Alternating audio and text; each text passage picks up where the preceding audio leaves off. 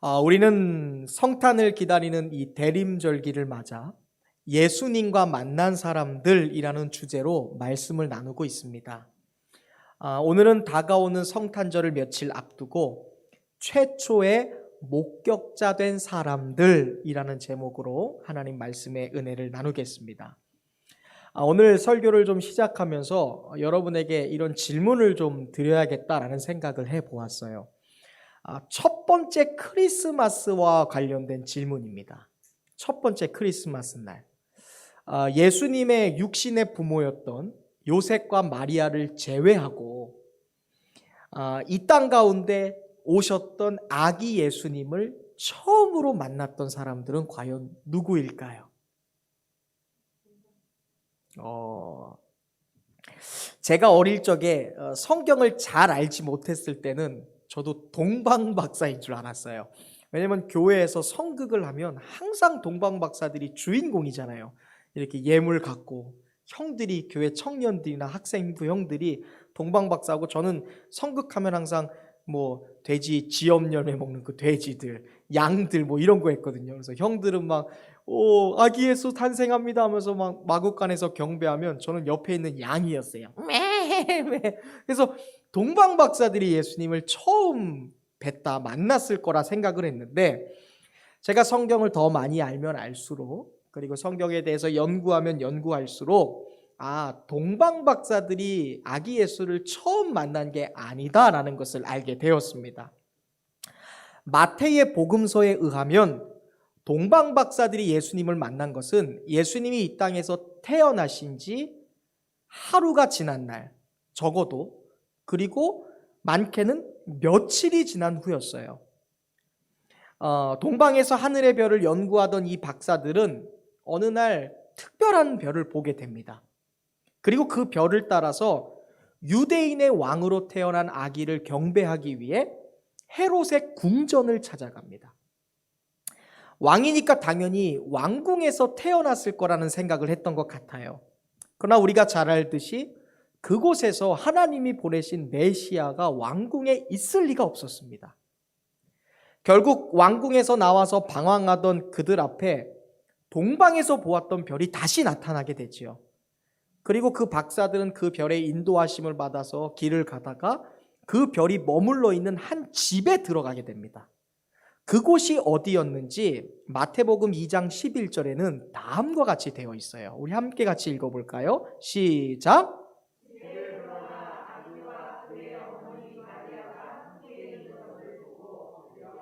자, 요게 뭐 구유라는 말이 나오나요? 예수님은 집이 아니라 어디서 태어나셨죠? 마구간이죠. 예수님은 말 구유 혹은 소의 외양간, 말의 밥통, 소의 밥통이라고 얘기하는 구유에 누이셨어요. 그런데 이 동방의 박사들이 예수님을 만나서 경배하러 왔던 곳을 마태는 어디라고 기록해요? 집이라고 얘기하죠. 헬라어로 오이키아라는 단어입니다.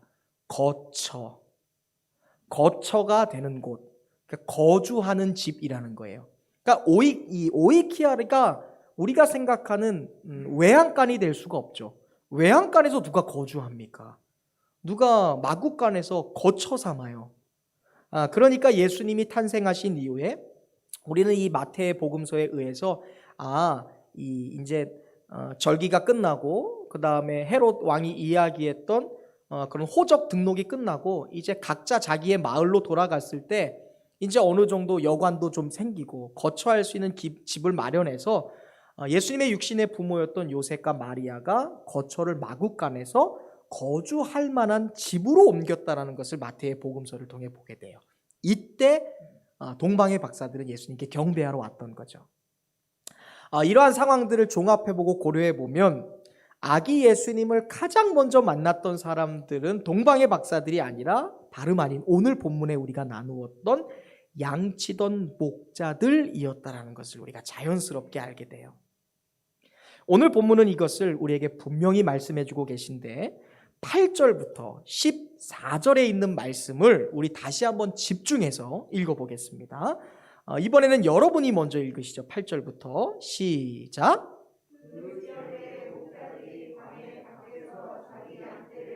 계속 읽으세요.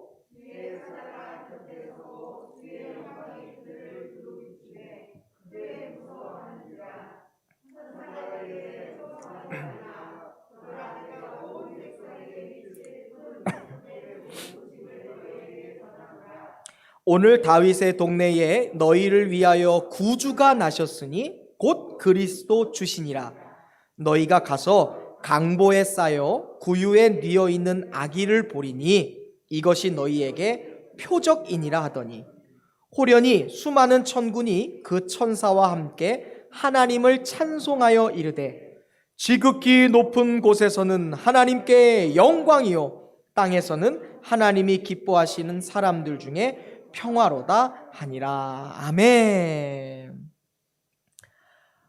오늘 우리가 읽었던 이 8절부터 14절 말씀은요, 아기 예수께서 탄생하시던 그날 밤에, 그러니까 첫 번째 크리스마스 날 천사들이 나타나서 이 성탄의 기쁜 소식을 가장 처음으로 양을 치던 목자들에게 알려주었다라고 말씀하고 있어요. 그리고 이 목자들은 이 놀라운 소식을 듣고 믿음으로 받아들였습니다.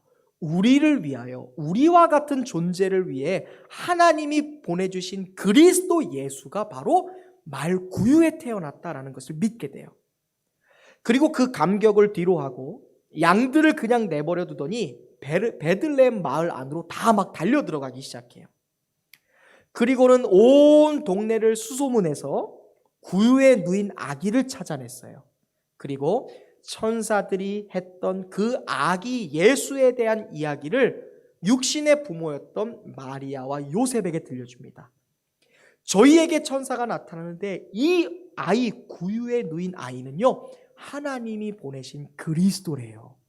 온 인류를 구원할 메시아 구원자라고 말씀하셨어요 라는 이야기를 그 부모에게 하게 된 거예요.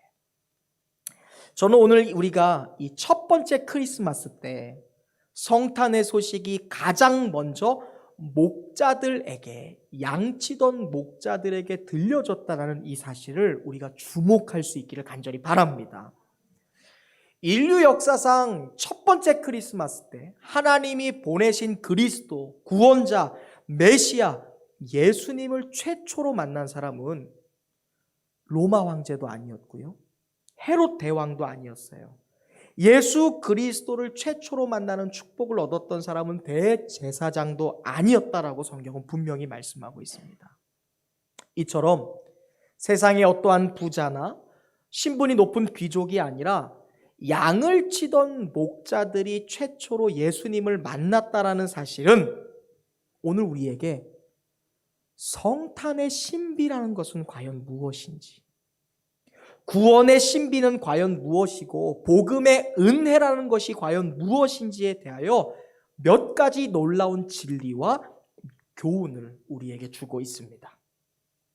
첫 번째로 예수 그리스도께서 이 땅에 태어나셨을 때 그 소식, 성탄의 소식을 세상의 어떤 존재가 아니라 목자들이 제일 처음 들었다라는 소식은요, 우리로 하여금 이러한 교훈을 줍니다.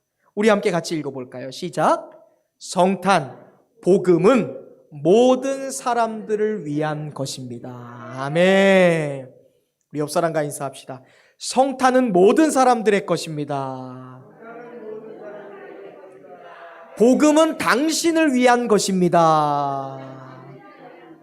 아멘. 성탄의 소식이 왕도 아니고 귀족도 아니고 가지고 배운 사람이 아니라 목자들에게 가장 처음 들려졌다라는 것은요, 복음이라는 것은요, 성탄이라는 것은요, 모든 사람들을 위한 것이다라는 교훈을 우리에게 주시는 거예요. 우리는 이 성탄의 날, 예수님이 처음 이 땅에 오셨을 때 왕궁이 아니라 마굿간에서 태어나신 이유를 분명히 알아야 돼요. 로마 황제의 명령에 따라 호적 등록을 위해 남편이었던 요셉과 함께 베들레헴으로 도착했던 마리아는 이미 만삭의 몸이었어요. 그런데 묵을 곳이 없는 거예요. 베들레헴으로 많은 사람들이 몰려왔기 때문이죠. 외지인들로 인해서 작은 시골 마을이었던 베들레헴의 모든 여관들은 다 가득 찼어요. 만삭인 아내와 함께 이동하다가 늦어졌던 요셉은 결국 숙박 장소를 찾을 수가 없었습니다. 설상가상으로 때마침 아내에게 해산의 징조가 보였어요. 곧 아기를 낳을 것 같은 거예요. 이대로라면 길거리에서 아이를 낳아야 될 처지입니다. 그런데 누가 그렇게 할 수 있어요? 어떻게든 묵을 곳을 정신없이 찾아다니던 요셉은 궁여지책으로 구유가 있는 마구간 하나를 얻게 됩니다. 여러분 한번 생각해 보세요. 다솜이가 아이를 낳는데 마구간에서 아이를 낳게 하실 거예요? 하늘이가 아이를 낳는데 외양간에서 아이를 낳는다. 상상하기도 어려울 거예요. 아마 여자라면 대부분, 아니 모든 여자는 깨끗하고 안전한 곳을 출산 장소로 선택할 거예요. 하지만 결국 마리아는 생각하기도 싫은 마구간에서 아기를 출산하게 되죠. 어떤 시어머니들은 이것을 보고 진심인지 우스갯소리인지 모르겠지만 야, 역시 사위를 잘 맞아야 돼, 뭐 이렇게 얘기하시는 시어머니들도 계신데요. 또 어떤 분들은 야, 역시 남자는 뭐니 해도 능력이 있어야 돼. 능력 없는 남자 만나니까 그렇게 고생하지, 뭐 이렇게 얘기하는 분들도 더러 계신다라고 들었어요. 그런데 한번 생각해 보세요. 정말 요셉이 능력이 없어서 마구간에서 애를 낳은 걸까요? 요셉이 무능해서 상상하기도 싫은 구유의 아기를 태어나게 했었을까요? 아니에요. 천만의 말씀입니다. 이 모든 것은요, 여러분, 철두철미한 하나님의 계획이셨음을 여러분 믿으시기를 주님의 이름으로 축원드립니다.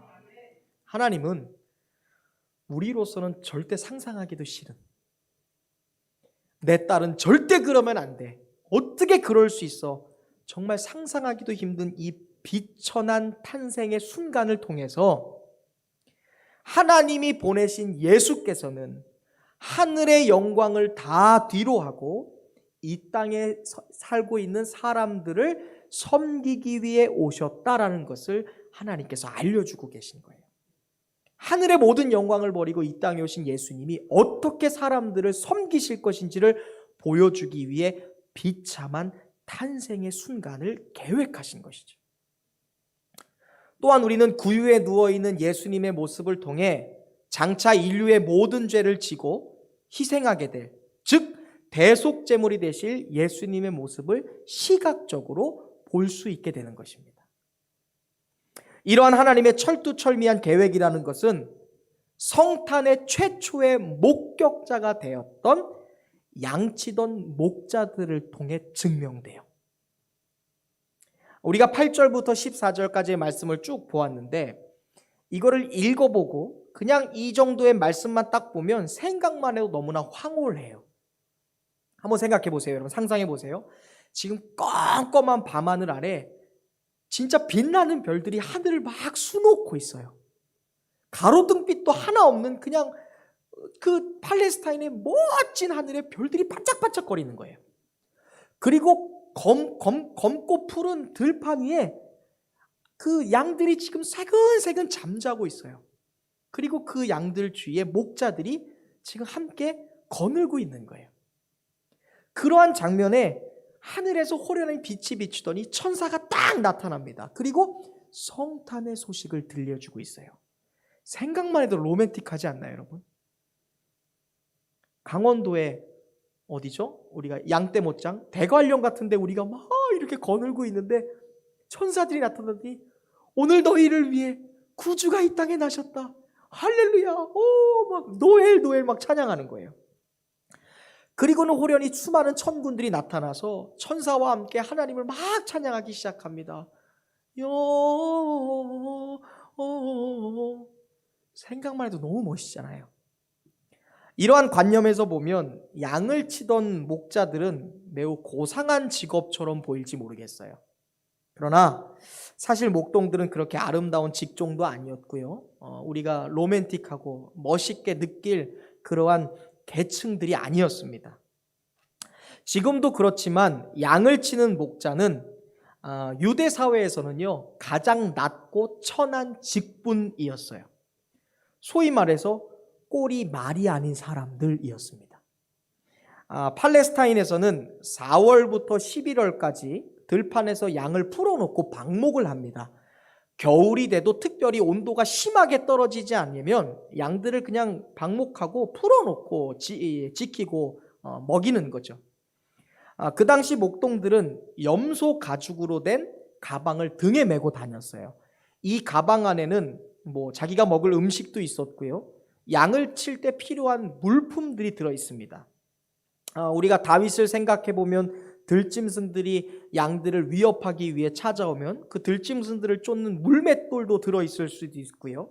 또 양들을 달랠 때 부는 피리, 이리 모여라 할 때 막 풀이리 같은 거 불지 않겠습니까? 그런 피리가 들어있었을 거고요. 또 한쪽 끝에는 긴 갈고리가 있는, 우리가 잘 알고 있는 예수님이 들고 계시는 그런 막대기가 손에 들려 있었을 거예요. 그런 목동들은 양을 약탈해 가는 사람들, 때로 양을 잡아가는 짐승들로부터 양떼를 지키기 위해서 늘 방목지에서 양과 어떻게 해요? 가족처럼 살을 맞대고 항상 매일 밤을 지새워야 됐습니다.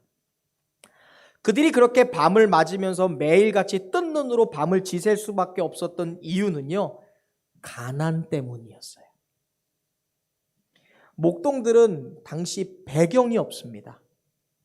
목동들은 학식도 없고 돈이 없어서 자기 양이 아니라 남의 양을 지키는 종으로 가서 남의 집에 짐승을 길러주고 돌봐주는 사람들이었어요. 그들이 목동이었습니다.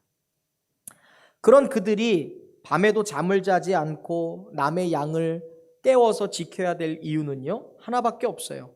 그들이 너무나 가난했기 때문에, 먹을 것을 걱정하는 사람들이었기 때문에, 그러한 형편에 있기 때문에 그렇게 고생하는 직종을 선택해서 다른 사람의 종이 되어서 다른 사람의 소유물인 양을 밤새도록 지키는 일을 했던 것이죠.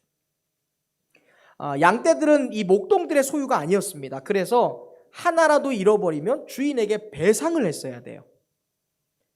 그런데 어떤 목자들은 차라리 배상하는 것이 양을 몰래 숨기거나 양을 몰래 팔아갖고 돈을 버는 것보다 더 배상하는 게 낫다라고 생각해서 양을 몰래 이렇게 훔치거나 양을 빼돌려서 팔아버리고 양 잃어버렸다고 해서 그렇게 배상하는 사람들이 굉장히 많았다고 해요.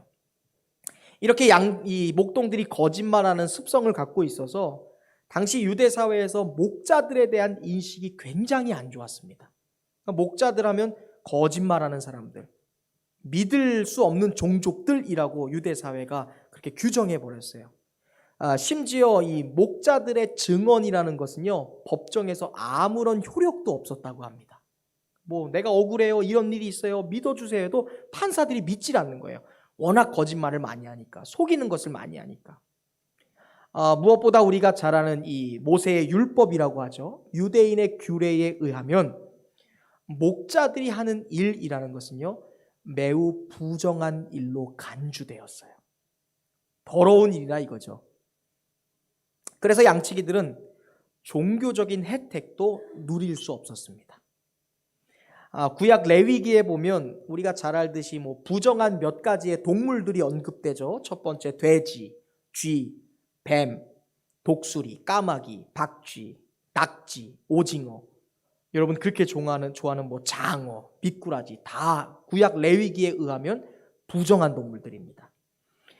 또한 동물들뿐만이 아니라 레위기에는 사람이 어떻게 부정해지는지에 대한 사람의 부정도 언급하죠. 소경, 절뚝발이, 난쟁이, 피부병 걸린 사람, 문둥병 있는 사람, 몸에서 피가 유출되는 유출병을 가진 사람, 그 사람들 다 부정한 사람들로 간주했어요. 하나님께서 구약시대 때 이렇게 규정하신 것은 보건상의 이유가 있죠. 병원이 있는 것도 아니고 어떤 치료약이 있는 것이 아니니까 그런 부정에서 공동체를 보호하고 사람들을 보호하기 위해서 규정을 만들어 놓으시고, 또 그러한 특성들을 통해서 영적인 교훈을 주시기 위해서 하나님이 레위기에 이 정결 예식에 대하여 기록하셨습니다. 그런데 시간이 지나면서 유대인들은 그러한 동물과 그러한 사람들을 실제로 부정하다라고 생각했어요. 그리고 우리가 잘 아는 것처럼 그러한 관념 속에 살고 있었던 유대인들은 비부류라고 할까요? 비주류라고 할까요? 그러니까 사회에서 별로 인정받지 못하는 저런 저변에 있는 사람들을 모두 천하게 여겼습니다. 제가 그 몇 주 전에 우물가의 여인에 대한 설교를 하면서 아주 오래전부터 오만한 바리새인들과 유대교인들이 하나님께 그런 오만한 기도를 드렸다고 했죠. 하나님, 저를 이방인으로 태어나지 않게 해주셔서 감사합니다. 하나님, 저를 죄인으로, 이 죄인이라는 두 번째 안에 노예나 종으로 태어나지 않게 해주셔서 감사합니다는 그런 기도를 했고, 마지막 오만한 그 유대인들과 바리새인들은 내가 여자로 태어나지 않게 해주셔서 감사합니다, 이런 기도를 했어요. 이 유대인들은 이 레위기의 부정한 사람과 이 동물들을 확대시켜서 이 두 번째 기도문, 하나님, 나를 죄인이나 노예, 종으로 태어나지 않게 해주셔서 감사합니다라는 그 부류 안에 목동들을 집어넣었어요. 저런 비천하고 천하고 냄새나고 찌질한 저런 죄인들, 아니 목자가 무슨 죄인이에요. 저런 죄인과 노예처럼 살게 하지 않으셔서 감사합니다, 그런 기도를 하는 거예요. 그런 관념들이 유대 사회에 만연하기 시작하니까 목동들은 예배를 드리고 싶어도 교회에 갈 수가 없는 거예요. 절기를 지키고 싶어도 부정하다고 얘기하니까 이스라엘 사회에 들어가서 절기를 지킬 수가 없는 거예요. 유대 사회에서 신앙적인 관심에서 철저하게 소외된 사람들이 되어버렸습니다. 여러분, 우리가 그러나 잘 알고 있는 것은 유대 사회에서 가장 존경받는 인물하면 탑3 안에 다윗이 들어가죠. 근데 다윗이 뭐 하던 사람이에요? 그럼에도 불구하고 유대 사회는 지금까지도 목동을 하찮은 존재, 비천한 존재로 여기고 있어요. 그렇게 좋아하는 선군 다윗도 뭐예요? 목동 출신이었는데 앞뒤가 맞지 않는 거죠. 이러한 현실 속에서 목자들은 신뢰가 낮았어요. 그리고 차별과 소외를 겪으면서 살아갈 수밖에 없는 가난한 노동자들이었습니다. 이러한 시대적인 상황을 우리가 배경으로 하고 당시 사회적으로 가장 비천하고 무시받고 천대받던 목동들에게 가장 먼저 성탄의 소식이 들려졌다는 것은 어떠한 의미를 가질까요? 그것은 바로 복음이라는 것, 성탄이라는 것은요, 모든 사람을 위한 것이고 하나님의 구원 계획이라는 것, 하나님의 복음이라는 것은 모든 사람들에게 다 있다라는 놀라운 은혜에 대하여 하나님이 우리에게 말씀해 주고 계시는 거예요. 봐라! 모든 사람들 중에서 가장 비천하던 목동들에게 첫 번째로 성탄의 소식이 들려졌지. 그렇다면 오늘날 복음과 성탄의 소식을 듣지 못할 사람이 과연 누가 있겠느냐? 너희에게도 나에게도 모든 이에게 열려있는 것이 성탄의 기쁜 소식이다, 하나님이 말씀해 주고 계시는 거예요. 예수님께서 죄인들을 위하여 이 땅에 오셨을 때 타페이노스, 가장 찌질하고 가장 파괴되고 가장 버림받고 가장 낮은 자의 자리로 이 땅에 오신 것을 가장 잘 증명할 수 있는 사람들이 목동이었기 때문에 하나님이 목동을 선택하신 거예요. 실제로 이러한 목동들에게 천국의 소식, 복음의 소식, 구원의 소식, 성탄의 소식이 들려졌다는 것은요, 그들이 천국에 초대될 수 있는 대상이라는 것을 하나님이 암시해주고 있는 사건인 것이죠. 오늘날도 여러분 마찬가지예요. 이 성탄의 소식이라는 것, 복음의 소식이라는 것, 구원의 기쁨이라는 것을 세상 어떤 사람들보다도 사회적 약자들에게는 이것이 가장 큰 소망이고 기쁨이라는 것 여러분 알고 계세요? 이렇듯 우리는 마국간 그리고 목동들에게 들려진 첫 번째 성탄의 메시지를 통해 복음은 가난한 자들에게 전해질 것이다, 복음은 포로된 자에게 자유를 주실 것이다, 복음은 눈먼 자들을 다시 보게 할 것이다, 복음은 모든 눌린 자들에게 자유를 주실 것이다 라고 얘기했던 선지자의 그 선포를 하나님이 실제로 증명해내시는 그 말씀의 진리를 깨닫게 되는 거예요. 그리고 실제로 낮고 천한 곳에 오신 예수님은 이 땅에서 평생을 살아가실 때 낮은 자들과 함께 하셨어요. 일생 동안 예수님 주위에 있었던 사람들은 힘들었던 사람들이었고 지친 사람들이었고 병들고 가난했던 사람들이었어요. 예수님 곁에 있었던 사람들 늘 사회에서 소외받았던 약자들이었습니다. 그들은 예수님 주위에서 정말 예수님이 너무너무 낮게 오셨기 때문에 그 낮게 계신 예수님으로 인하여 벽이 없었고요, 담이 없었어요. 그래서 그 예수님으로 인해 복음의 능력을 체험했습니다. 오늘 이 사실이 저와 여러분에게 있어서 얼마나 큰 능력과 용기와 힘이 되는지 몰라요. 내가 아무리 넘어져 있고, 내가 아무리 작고, 내가 아무리 초라하고, 나의 인생이 아무리 삐걱거려도 예수님은 그거보다 더 낮은 곳으로 오셨어요. understand라는 단어 아시죠? 영어. understand 뜻이 뭐예요? 이해하다. 낮은 곳에서 겸손한 모습으로 아래서 바라보니까 이해하게 되는 거예요. 위에서 바라보면 이해 못하죠. 왜 너희들 그 얘기하는 거야? 근데 내가 낮은 곳에서 바라보면 이해하는 거예요. 예수님이 우리보다 더 낮고 천한 그 위에 오셨으니까 우리의 삶을 이해하실 수 있게 되는 거예요. 이것이 성탄의 신비예요. 저는 가끔 성도들과 대화할 때 그런 말씀들을 종종 하시는 분들을 볼 때가 있어요. 목사님, 제 삶이 너무 초라한데 이런 저의 삶에도 예수님이 찾아와 주실까요? 목사님, 제가 너무 부족해서요. 제가 너무 죄투성이어서요. 저 같은 죄투성이고 저 같은 사람에 또 예수님이 과연 기뻐해 주실까요? 하나님이 과연 부족한 저와도 동행해 주실까요? 그런 얘기를 하시는 분들을 종종 볼 때가 있어요. 제가 분명히 말씀드릴게요. 천만의 말씀입니다, 여러분. 유대 사회에서 가장 천대받던 목동들에게 복음이 처음 들려졌잖아요. 성탄이 들려졌습니다. 이걸 여러분 기억하시길 바랍니다. 그리고 마국간 말구에 오신 예수님께서 어느 인생을 마다하고 그 인생과 함께하지 않겠어요. 예수님 칼과 창 다 찔리셨잖아요. 침뱉음 당하셨잖아요. 우리의 삶이 어떠한 고난과 어떠한 불편하고 어떠한 부족한 삶이라도 예수님이 그 삶을 마다하고 들어오시지 않겠습니까? 용기를 가지시길 바랍니다. 우리 옆사람을 축복합시다. 예수님은 당신을 향해 언제나 열려 계십니다. 예수님은 당신을 다 이해하십니다. 다 용납하세요. 할렐루야. 하나님의 넓고 크신 은혜, 성탄의 신비는 우리의 삶 구석구석 어느 순간에도 다 있다라는 것을 여러분 믿으시기를 주님의 이름으로 축원드립니다.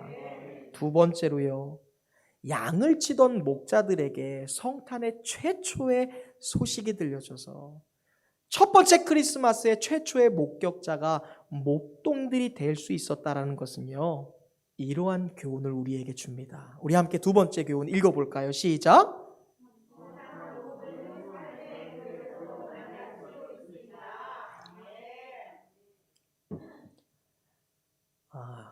제가 다시 한번 말씀드릴게요. 성탄이라는 것은요, 우리의 삶의 들에서도 만날 수 있다는 거예요. 복음은요, 들에서 만나는 거예요. 성전에서만 성탄을 누리는 것이 아니라 우리의 삶에서도 성탄을 누리는 거예요. 복음, 구원은 교회 안에서만 누리는 것이 아니라 어디에서? 우리의 삶, 일상에서 느끼는 것.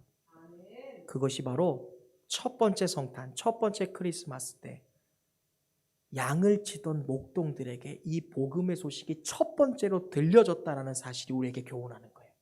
복음, 성탄은 삶의 들에서도 만날 수 있다. 첫 번째 크리스마스 때 아기 예수님을 만난 사람들, 그들은 들에서 양을 치던 목자들이었어요. 잘 기억하세요. 이 사실이 오늘 저와 여러분에게 이렇게 질문하는 것 같아요. 과연 오늘날 누가 예수님을 만날 수 있을까? 과연 오늘날 2020년 2000번하고도 20번째 맞는 성탄절, 누가 과연 어떤 사람이, 어디에 있는 사람이 성탄의 기쁜 소식을 누릴 수 있을까? 이렇게 질문하는 것 같아요.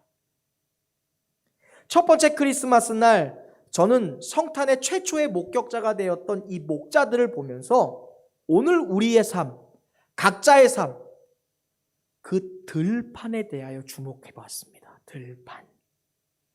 여러분, 목자들에게 있어서 들판은 어떤 곳인가요? 일터죠. 삶이에요. 낮과 밤입니다. 자고 일어남이에요. 오늘 우리에게 있어서 들판은 무엇일까요? 성전이었으면 좋겠어요. 할렐루야. 교회였으면 좋겠어요. 할렐루야. 그런데요, 그보다도 또 많은 부류에 있어서, 더 많은 부분에 있어서 우리의 삶의 들판은요, 어쩌면 집일 거예요. 어쩌면 학교 기숙사겠죠. 어쩌면 일터겠죠. 목자들이 어디에서 예수님을 만난 거예요? 들판, 일터, 가정, 양치던 곳이에요. 우리 생각하면 교회였을 것 같지 않습니까? 성전에서 제사를 드리다가 예수님 만나야 되죠. 그들이 대제사장들이었잖아요. 우리 생각에 성탄의 첫 번째 메시지를 듣기 위해선 회당에서 하나님의 말씀을 들은 그 순간이어야 되지 않을까요? 그런데 하나님은 놀랍게도 회당도 아니고 성전도 아니고 목동들이 일하던 일터, 그 삶의 들판에서 첫 번째 성탄의 복음과 메시지를 듣게 하셨어요. 이것은 우리에게 의도를 갖게 하신 하나님의 뜻이 있는 거예요. 복음이라는 것은, 얘들아, 성탄의 기쁨이라는 것은 교회 안에만 있는 것이 아니라 너희의 삶의 들판, 할렐루야, 너희의 삶의 기숙사, 학교, 일터, 가정, 우리가 걸어가는 우리의 삶의 공동체, 우리가 살고 있는 지역구, 시장에서도, 화장실에서도, 너희의 삶이 다 있는 월, 화, 수, 목, 금, 토, 일 모든 날, 그 모든 날에 너희는 성탄의 기쁨과 복음을 만날 수 있다라고 하나님이 말씀하시는 거예요. 그들이 일하던 들판에서, 그들의 삶의 현장에서 천사들이 전하는 놀라운 소식을 들었다라고 오늘 성경은 말씀하고 있습니다. 우리가 매년 성탄절을 지키면서 단지 교회에서만 기뻐하고 많은 성탄이라면, 교회 안에서만 기뻐 찬양하네, 예수님이 오셨네, 아기 예수 오셨네, 매년 성탄절이 교회 안에서만 즐길 수 있는 이러한 어떤 영적인 축제라면 그것은 성탄이 아니죠. 교회 문을 열고 나가는 순간 성탄의 기쁨이 사라집니까? 그것은요, 크리스마스 파티일 뿐이죠. 성도들끼리 모여서 하는 파티일 뿐인 거예요. 우리가 교회 안에서는 기쁘다 구주 오셨네, 노엘 노엘 저들밖에 찬양하는데, 교회 나가는 순간 캐롤송이 안 불려져요. 집에서 일하는 순간, 일터에서 일하는 순간 기뻐 찬양하세, 우리 구주 오셨네, 예수님 태어나셨네, 기다리네, 이런 찬양이 불러지지 않는다면 그것은 교회 안에서 부를 크리스마스 캐롤일 뿐인 거죠. 왜 세상 밖으로 나가면 우리가 은혜를 자꾸 까먹을까요, 여러분? 왜 교회 문만 나가서 집으로 가고 직장에 가면 예수를 까맣게 잊고 살아갈까요? 그런 생각해 본 적 있으세요? 왜 교회 안에서 내가 충만한데 집에만 가면 왜 이렇게 화를 낼까? 왜 내가 은혜가 충만한데 직장에만 가면 예수를 잊고 살까? 왜 직장에만 가면 예수와 상관없는 일반 세상 사람들처럼 살아갈까? 한 번쯤은 질문해야 되죠. 이것은 성탄의 소식, 복음의 기쁨이라는 것을, 은혜의 소식을 교회 안에서만 들으려 하기 때문에 그래요. 나의 삶에서, 우리의 평범한 삶의 들판에서 복음을 들으려 하지 않아요. 예수님과 함께 하려 하지 않아요. 우리의 삶의 평범한 일상에서 예수 그리스도에 대해 무관심하고 살아가고 있기 때문에 그렇지 않을까요, 여러분? 왜 성탄절은 주일로 딱 정해진 게 아닐까요, 여러분? 추수감사절, 맥추감사절 주일로 정해졌잖아요. 근데 성탄절은 왜 주일로 안 정해졌을까요? 그런 생각해 본 적 있으세요? 저는 하나님의 분명한 철두철미한 계획이 있다고 생각해요. 이번 2020년 성탄절 무슨 요일이에요? 금요일. 금요일이 주일인가요? 평범한 성도들, 일반적인 특별한 성도들 아니면 금요일날 교회 오는 날이에요? 특별한 성도들 아니면, 행복한 예배 드리지 않는 이상 아니죠? 불금하는 날이잖아요. 왜 그날 성탄절이 있을까? 이거예요. 성탄은, 얘들아, 교회에서만 만나는 게 아니야. 성탄찬양 교회에서만 부르지 마. 너희의 삶의 월화수목금 들판에서도 만날 수 있는 게 성탄이야. 복음은 너희 삶의 직장에서도 만나야 되는 거야. 은혜는 어디서 받는 거야? 교회에서만 받는 게 아니야. 직장에서도 예수님과 동행하고 직장에서도 예수님의 음성을 듣고 은혜 받아야 돼. 이것이 성탄의 신비예요. 목동들이 예수 그리스도를 만난 곳이 들판이고, 성탄의 첫 번째 소식을 들은 곳이 그들의 삶의 일터였다는 것을 여러분 기억하시기를 주님의 이름으로 축원드립니다. 이번 대림절 4주차를 맞이하여 다가오는 성탄절을 앞두고 이제 5일이 남았어요, 여러분. 월, 화, 수, 목, 금 어떻게 보내시겠어요? 이곳을 목동들이 예수님을 만났던 삶의 들판, 거룩한 성소로, 거룩한 성일로 만들 수 있는 주님의 백성들 되시기를 주님의 이름으로 축원드립니다. 우리 옆사람과 인사합시다. 성탄은 삶에서도 만날 수 있습니다. 복음은 들에서도 들어야 합니다. 아멘. 우리의 일상을 성일로 만듭시다.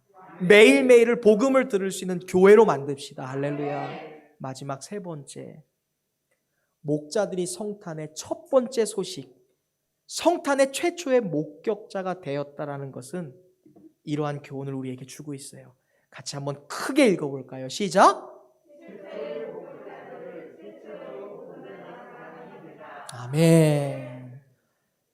첫 번째 성탄의 최초의 목격자가 되었던 목자들은 인류 최초의 목격자였던 동시에, 잘 들으세요, 인류 최초의 복음 전도자가 되었어요. 공식적인. 그 전에 구약시대 때 예수 그리스도의 복음에 대해서 선포했던 선지자들도 있죠. 그런데 그들은 믿음으로 오실 그리스도를 봤던 거고, 실제로 이 땅에 인카네이션 성육신하셔서 성탄하신 실대가 되신 복음을 처음으로 보았던 사람들은 목자들이잖아요. 이 예수 그리스도의 복음에 대한 소식을 누가 가장 먼저 전했어요? 마리아와 요셉은 애기 낳느라, 애기 이렇게 젖먹이느라 정신 없었어요. 천사들이 온 백성에게 끼칠 기쁜 소식, 행복한 소식, 복음의 소식. 기쁨이 뭐예요? 유한겔리온, 복음이잖아요. 너희를 위해 하나님이 보내신 그리스도 구원자가 오셨다라는 소식을 천사들에게 처음 복음을 들었던 것이 누구예요? 목동들이잖아요. 목동들이 이 복음을 듣고 어떻게 했어요? 아기 예수가 있는 그 마구간에 들어가서 그 복음을 누구에게 전했어요? 오히려 역으로 예수님의 육신의 부모였던 마리아와 요셉에게 전했죠. 들어보세요. 저희가 왜 왔냐면요, 주저리 저희는요 양을 치는 목동들이었는데 갑자기 하늘로부터 호련히 천사가 나타났어요. 그리고 저희에게 복음을 전해주셨어요. 유한겔리온, 좋은 소식이에요. 기쁜 소식이 뭐냐면 너희를 위하여, 온 인류를 위하여 구원자가 오신대요. 하나님이 보내신 메시아가 오신대요. 그가 바로 베들레헴 다윗의 동네에 구유에 태어난 아기랬어요. 제가 보니까 이 아기였어요. 천사가 얘기한 하나님이 보내주신 구원자가 이 아기네요. 당신의 아기들이 하나님이 보내신 메시아가 맞습니다.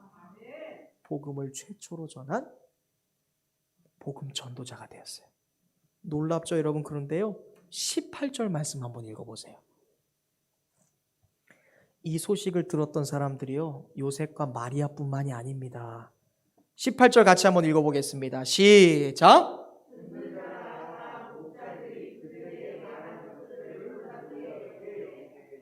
듣는 자가, 복수죠? 그냥 마리아와 요셉이라고 한 게 아니에요. 제 생각에는 목동들이요, 기왕 양 버리고 왔잖아요. 그리고 진짜 메시아 되신 예수님을 처음으로 인류 최초 목격했잖아요. 여러분은 어떻게 하실 것 같으세요? 양 돌보러 갔을 것 같으세요? 베들레헴 떨어져라 외치고 다녔을까요? 다윗의 동네에 우리를 위하여 메시아가 났습니다. 우리가 누구예요? 세상 최고로 찌질한 우리를 위해서. 보세요, 여러분. 유대 사회에서 철저히 배격당했던 비천한 존재인 나를 위해서, 우리 목동들을 위해 메시아가 오셨대요. 하물며 여러분들이겠어요? 나와 같은 노숙자, 나와 같은 부정한 사람, 세상에서 무시당하는 나를 위해 예수님이 오셨다고 말씀하시니 그 예수님은 여러분을 위해서도 오신 것 아니겠습니까? 전도하기 시작했다는 거예요. 듣는 사람들이 이 전도를 듣고 다 놀랐어요. 놀랐다는 것이죠.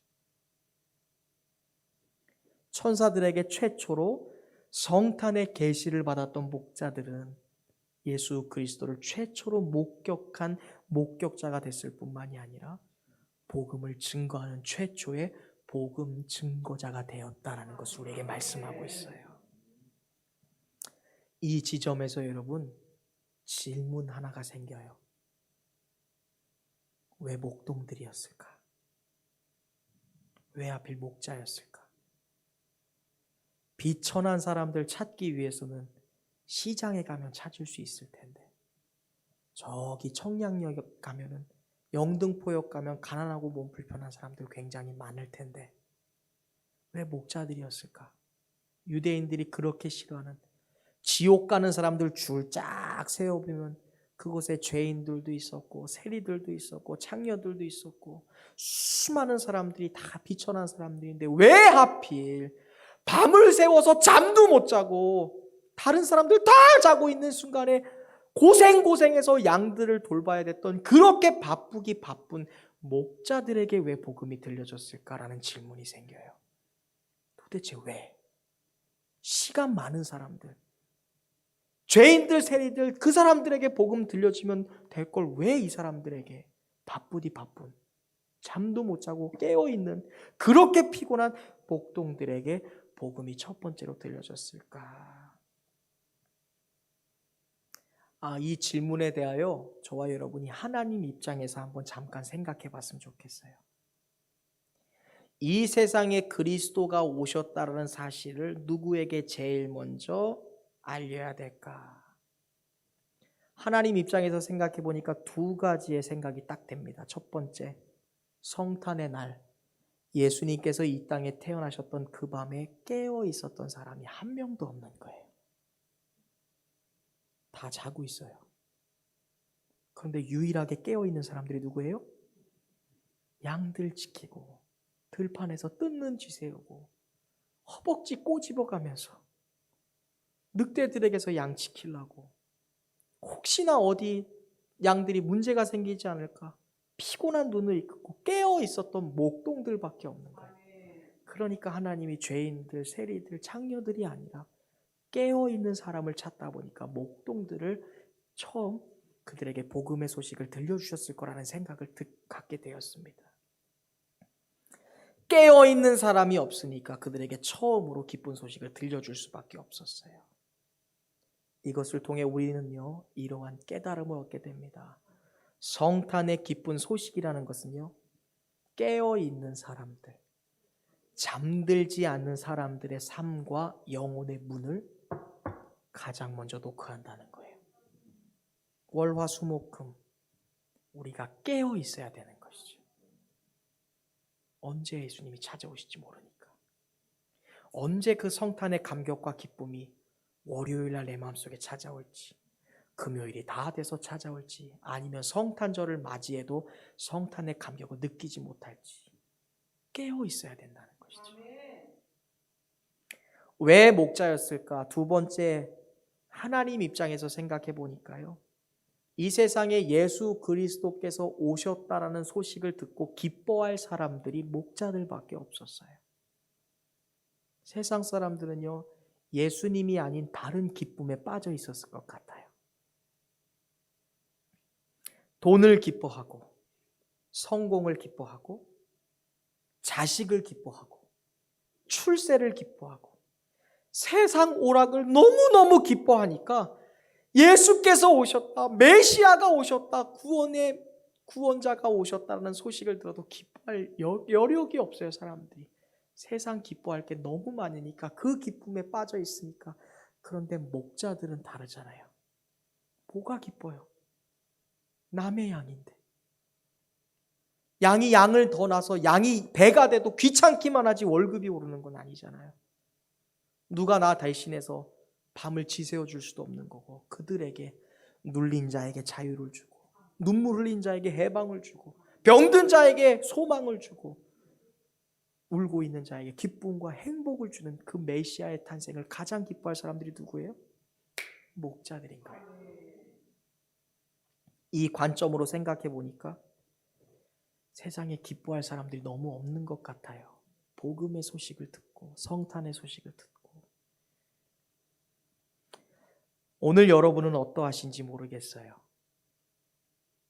성탄을 앞두고 과연 나의 영혼은 깨어 있나? 성탄의 주님, 복음의 신비를 맞이할 수 있는 그 영적인 민감함이 나에게 있나? 나는 주님의 복음 앞에서 혹시 잠들어 있진 않나? 나의 영혼이 시들어가고 있지 않나. 성탄의 절기에 여러분 그거 생각해 보는 거예요. 2000하고도 20번째 성탄을 맞이하는데 과연 내 안에는 매일 새롭고 매일 새로운 성탄의 감격으로 주님 감사합니다. 나를 위해 오시다니요. 그런 마음의 감동에 깨어임이 있나. 혹시 여러분 어떠세요? 여러분 삶에는 정말 성탄의 소식이 필요하신가요? 여러분 스스로 한번 질문해 보세요. 나에게는 성탄의 기쁨, 복음의 소식이 정말 필요한가? 아니면 옛날에 세례 받을 때나 사용했던 건가? 직분 받을 때나 성탄의 소식이 필요했나? 아니면 어떤 기도의 제목이 생기거나 하나님을 붙들어야 되는 이유만 있을 때만 성탄이 필요하거나 예수님이 필요하진 않나? 지금 저 밑구석 주머니에 예수님을 고이고이 접어놓고 그냥 교회 안에서 성경책 펼 때만 주님 잠깐 앉아 계세요. 아직 나오실 때가 아니네요. 그렇게 예수님을 평가절하하고 있지는 않았나. 여러분의 마음은 다가오는 성탄의 기쁨과 기대감으로 여러분 벅차오르고 계시나요? 코로나 때문에 그런지 성탄의 감격을 느낄 수가 없어요. 캐롤도 없어요. 밖에 돌아다니지 않으니까 성탄 트리도 잘 못 보게 되잖아요. 그러면서 우리는 다른 것을 기웃기웃하면서 성탄에 대한 기대감이 없어졌는지 모르겠습니다. 그것도 아니면 다른 기쁨, 돈, 성공, 칭찬, 자녀, 세상 즐거움에 너무 기뻐하느라 그리스도가 오신 성탄을 앞두고 큰 기쁨도 더 이상 큰 기대도 느끼고 있진 않은지. 사랑하는 성도 여러분, 오늘 저와 여러분이 성탄의 기쁨으로 충만할 수 있기를 주님의 이름으로 축원드립니다. 성탄의 소망으로 여러분의 심령이 기쁨과 소망의 춤을 출 수 있기를 바랍니다. 그리고 그 기쁨을 가지고 우리의 삶을 잔치로 만드는 잔치를 벌일 수 있기를 주님의 이름으로 축원드립니다. 오늘 우리는요, 성탄절 마지막 대강절을 맞아서 최초의 목격자 된 사람들이라는 제목으로 하나님 말씀의 은혜를 나누었습니다. 예수님을 만난 목자들처럼 오늘 우리의 삶에 그러한 평범한 일상, 우리의 삶의 일터, 가정, 그 들판에서 예수 그리스도의 성탄의 신비, 복음의 기쁨을 맞이할 수 있는 그러한 성탄절을 여러분 마주할 수 있기를 주님의 이름으로 축원드립니다. 무엇보다 우리가 최초의 목격자가 된 동시에 최초의 복음 증거자가 되었던 이 목자들의 삶을 기억하시고 우리의 삶에 정말로 복음의 신비와 구원의 기쁨이 필요한 존재들이 있습니다. 이웃들이 있습니다. 그들에게 우리가 만났던 성탄의 신비와 복음의 기쁜 소식을 전할 수 있는 복음의 증거자들 되시기를 주님의 이름으로 축원드립니다. 우리 옆 사람과 인사하겠습니다.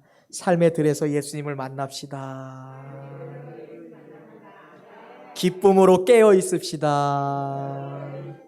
아멘. 기도하겠습니다.